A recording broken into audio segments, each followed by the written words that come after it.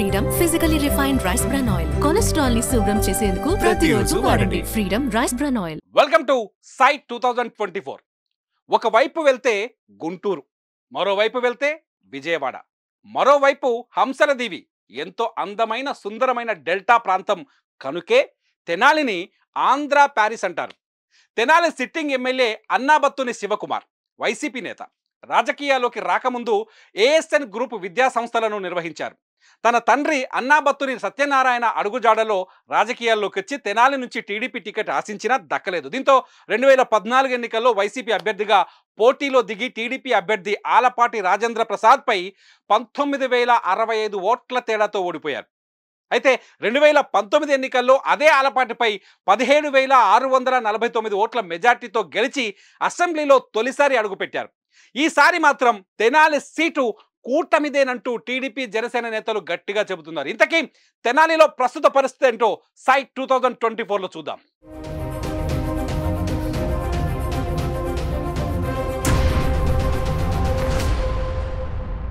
తెనాలి నియోజకవర్గంలో ఇప్పటి వరకు అందుతున్న సమాచారం ప్రకారం మొత్తం ఓటర్లు 2,66,269 మంది ఉన్నారు.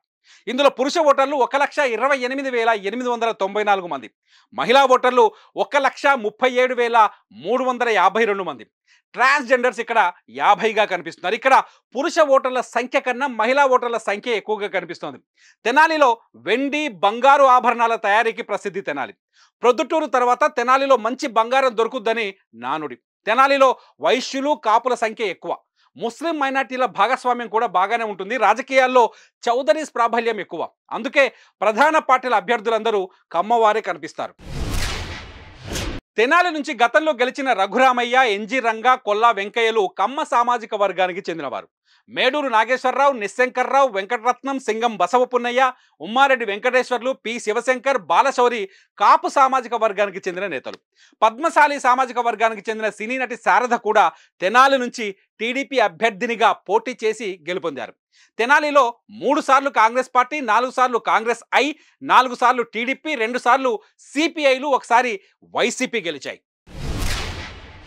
ఒకసారి 2019లో ఏం జరిగిందో చూస్తే 2019లో జరిగిన ఎన్నికల్లో వైసీపీ అభ్యర్థి అన్నాబత్తుని శివకుమార్ 94,495 ఓట్లు వచ్చాయి ఆయనకి.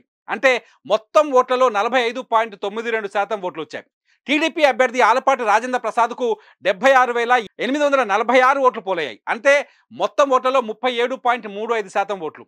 ఆ ఎన్నికల్లో జనసేన కూడా పోటీ చేసింది. ఆ అభ్యర్థి ఎవరో కాదు, ఇప్పుడు జరగబోయే ఎన్నికల్లో కూటమి అభ్యర్థిగా పోటీ చేస్తున్న నాదెండ్ల మనోహర్. ఆయనకి 14.53% ఓట్లు, అంటే 29,905 ఓట్లు వచ్చాయి. అయితే 2014 ఎన్నికల్లో విజయం సాధించిన ఆలపాటి రాజేంద్ర ప్రసాద్ 2019 ఎన్నికల్లో 2వ స్థానంలో నిలిచారు.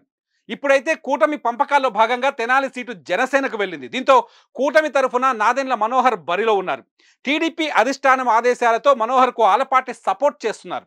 ఇంతకీ 2024లో ఇక్కడ ఏం జరగబోతుందో చూద్దాం.